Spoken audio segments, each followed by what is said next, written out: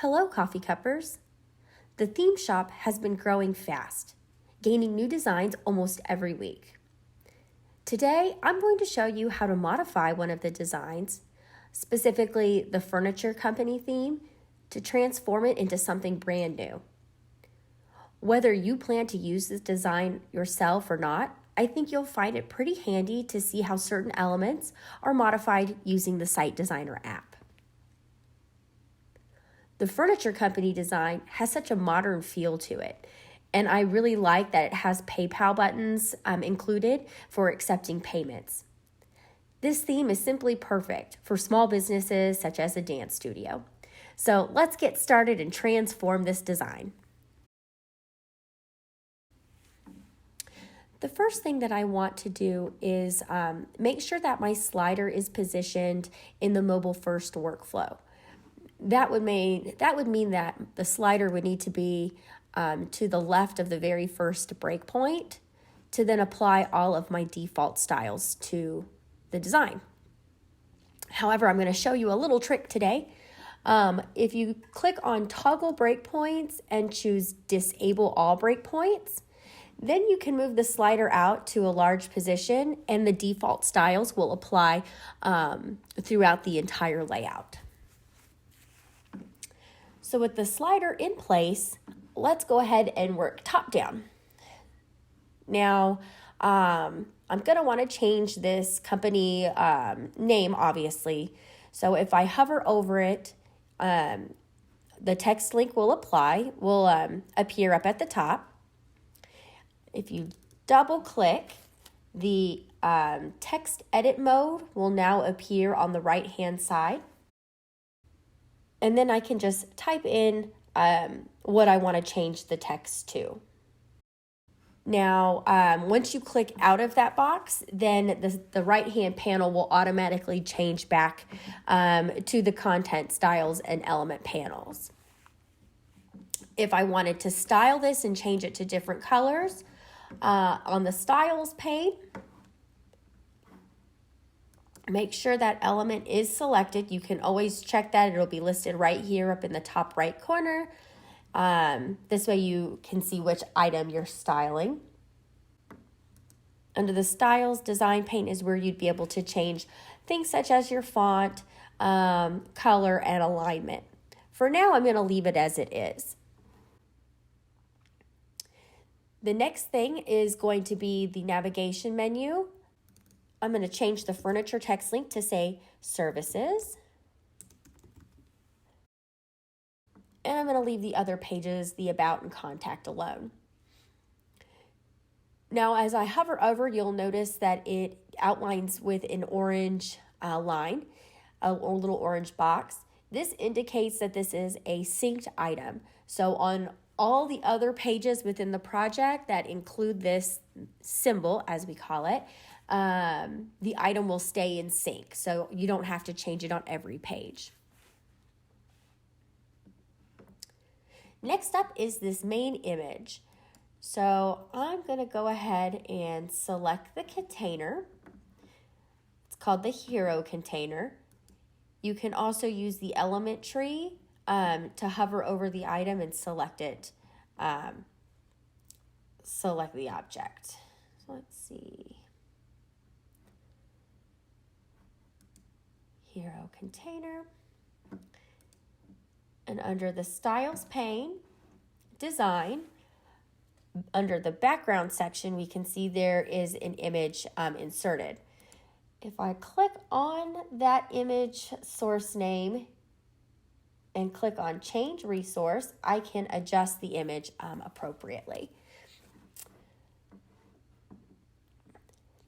Now, when I click on it, the resources panel will automatically load. On the right, you can sort your resources into different categories. So I'm going to go ahead and click on Create Folder and create a folder for my images, background images. And click Add Images Folder, and I'm going to add all of my background photos at one time. and then choose the one that I want to use for this specific container and select. Scrolling down the page, the next section is a little call out message.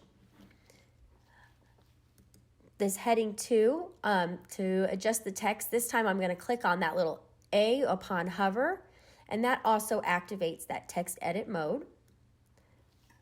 I'm going to highlight the text and change it out with my own.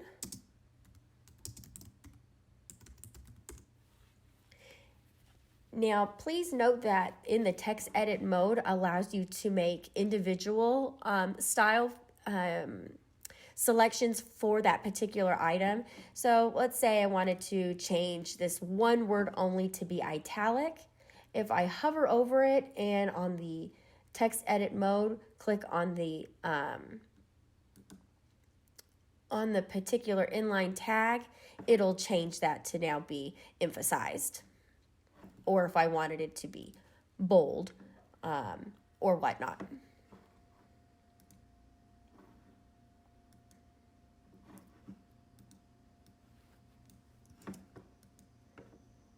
Same thing with this other heading. Now I'm just going to double click to launch the text mode, and I'm going to paste from my side document here, my own text. Moving on to the next section. Here I'm going to go ahead and double click the heading to be able to add in my own text.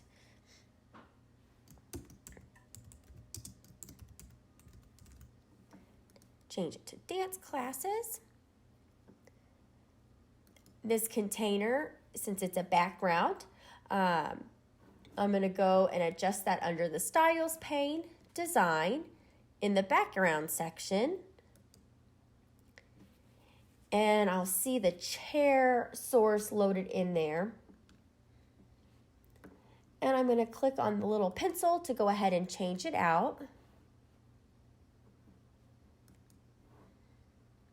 And select my, my image. Pretty cool.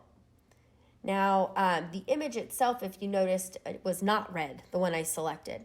But the application is configured to have a background color. So it applies that nice little red hue on the image.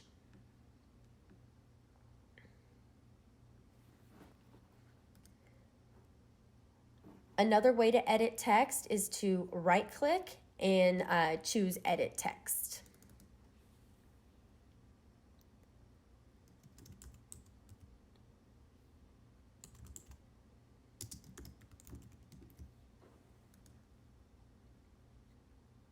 Continuing to scroll down. In this section, I've got four options. So let's start by changing each picture. These are picture elements. If you hover over it, you can see again the title of the element that you are selecting. And on the right-hand panel, you can always see which element is selected as well in the top right on the Styles pane. To swap out the images for a picture element, you would actually do that on the Element pane under the Selected Element Properties. You can click on the little pencil to go ahead and change them out. Now, since these aren't background images, I need to load in the graphics.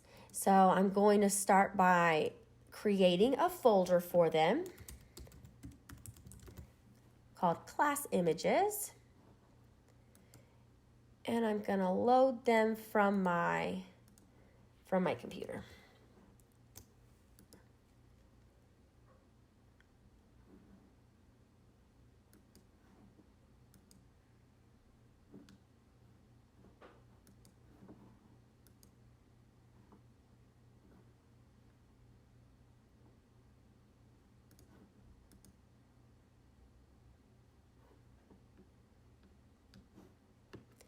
You can also hover over an image and select the little double circles. and that will allow you to import in a specific image.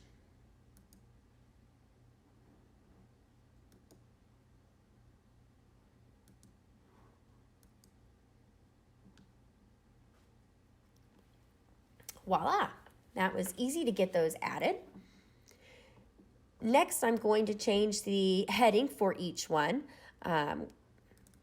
Double click.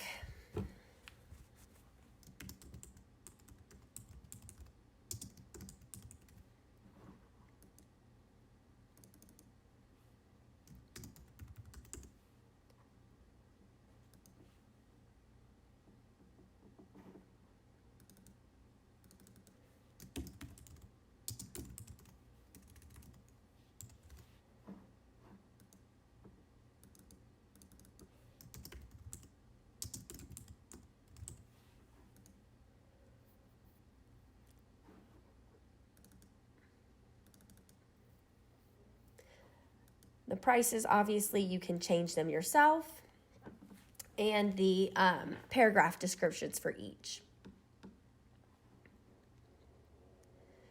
The more info links go to, you can see right now they are configured on the element pane under href to direct you over to the product page.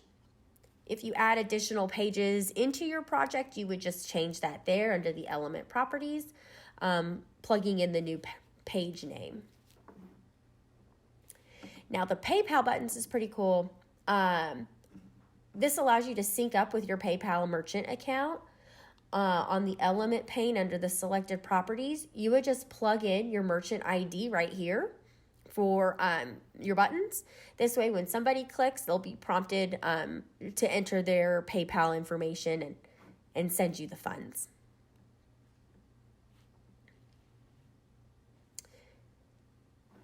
In the next section, we're going to rinse and repeat. So I'm going to change this heading.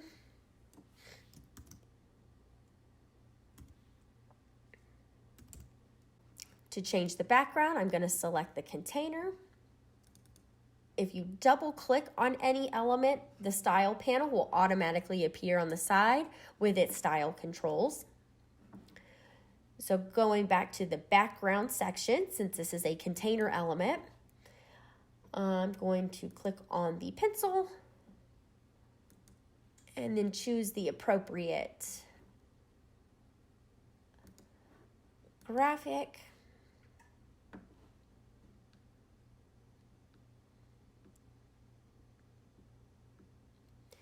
And I'm going to plug in my images for each 4 of these service boxes.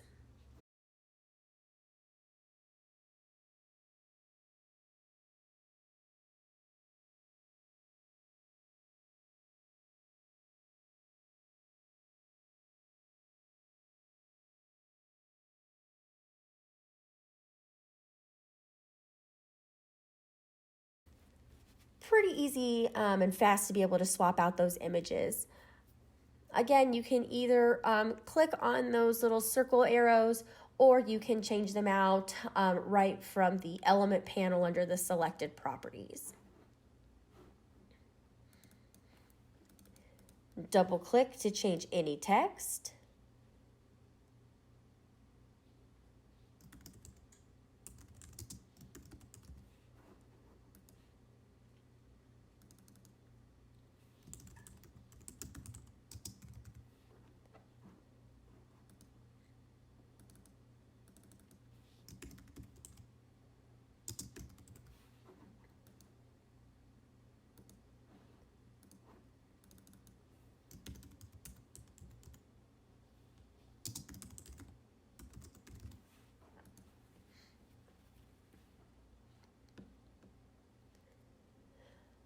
Scrolling through it, I see an empty container that seems to not have any kind of styles or content within it.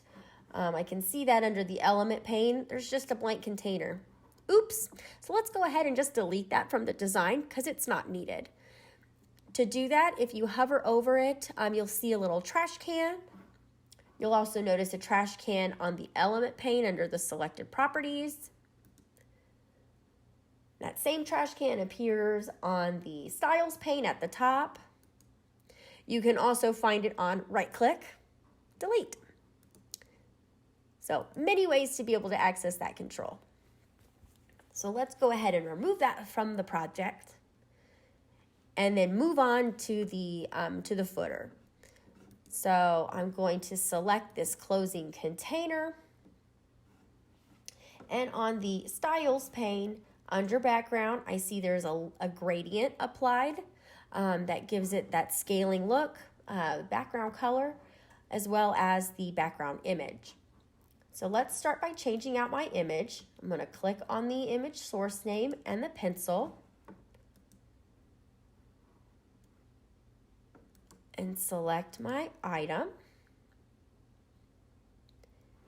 And if I wanted to change that gradient, I can either click the X to remove it or click on the name of it, and then I can adjust the gradient styles accordingly. So if I wanted to lighten it up or darken it, or even change it from being black if I wanted it to be a specific color.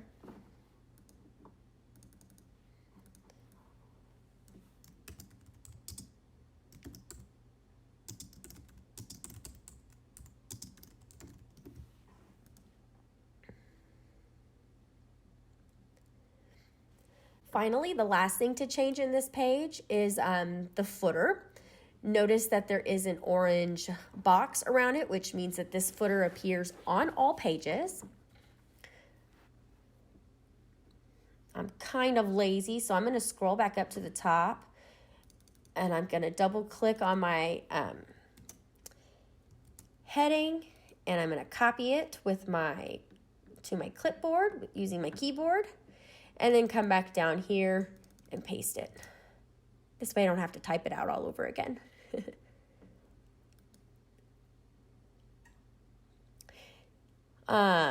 In this container, you'll notice it has both a phone number and an email address. So first I'm going to change this email address to an example one that matches this theme. But if I want to make it clickable so the user, when they click on it, their email box opens so they can send you a message, what I'll do is I'm going to highlight it. And on the right-hand side in the text edit mode under link, click on the pencil.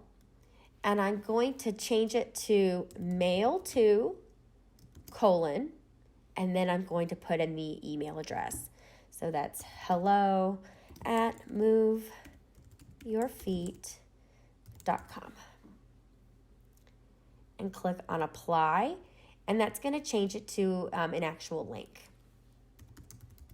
I'm going to give it a class name as well so I can apply some styles. So I want to lighten it up. In the footer, we also have some social icons. If you click on the social icon, you have a wide range of styles for changing color and whatnot, and size. To associate your social media account with them, under the element pane, you would insert your user ID, for example, and that will take them to your specific page. So ours is facebook.com/CoffeeCup. So CoffeeCup would be our ID. You can also change out the social media using this little box. So if you wanted to link in a different platform than what's already configured. And there we have it, folks. It's pretty nifty. Let's go ahead and go back to the default mode so we can see what the page is going to look like for every size. So scrolling back up the top, we see that it feels kind of smushed here. So in mobile view. So what I recommend doing at this size is I'm going to select that text link at the top, and under the styles pane, I'm going to make the size just a little bit smaller so that it doesn't feel so cramped in that little space. If I slide my slider. I can test it out at different sizes, and I think it looks pretty good. Going back to mobile view, I'm going to keep scrolling and just kind of see how everything feels. This heading, I would like it to be centered for small screens. So under the style pane design, I'm going to change the alignment to center. Test how that looks at different screen sizes. And yeah, I think that looks pretty good. You know, actually at this size, maybe we make it just a little bit larger font. So let's change it to 26. And you'll notice that 26 font size is carried over to the larger screens. But then when we go back down lower, it drops down to a lower size for the smaller screens. Scrolling on, everything looks pretty good. This heading for register today should probably be centered. So I'm going to select it. And again, under the typography, change the alignment to center.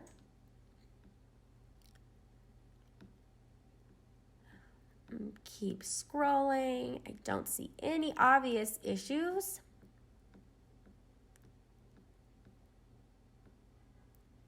Looks pretty darn good.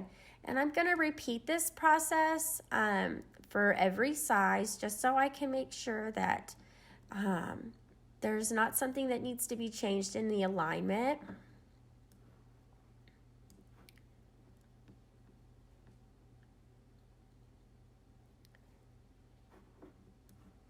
And once I'm happy with the design, then I'm ready to publish. And there's two ways for publishing. If you want to publish to a third-party provider, you would click on the export feature up in the top. That will save your project.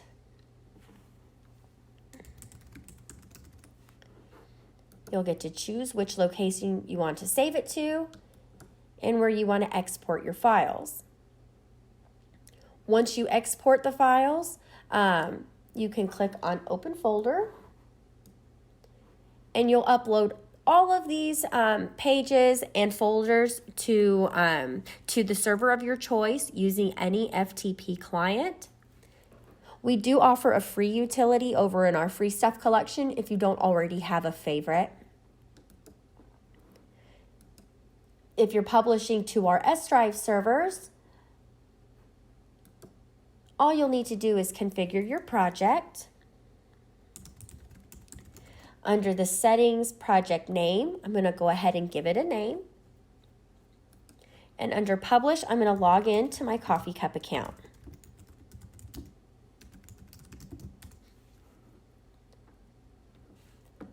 Once you log in, you'll see all of the different slugs that you have available in your account.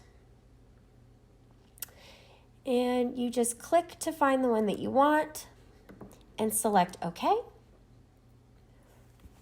With the destination configured to publish, you simply click on the publish icon up at the top.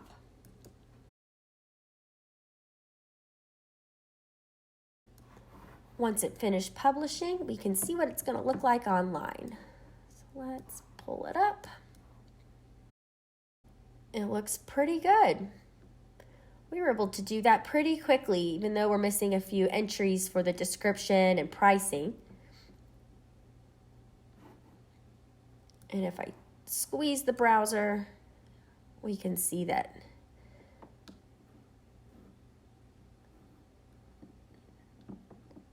everything is looking pretty good. One thing that I did fail to change as I'm browsing the published version is we did not change the mobile menu. So let's go ahead and go back to the project. And on the element pane, let's go ahead and find those menu options. Now, on the element pane, hidden items are identified by this eye with a line through it. Unchecking it will show those hidden items. It's hidden because you don't see it until somebody actually clicks on that hamburger menu, and that's what would make it show up. So if I click on it, then I can see the items and then modify it. So I'm going to click on the A and change the furniture to services.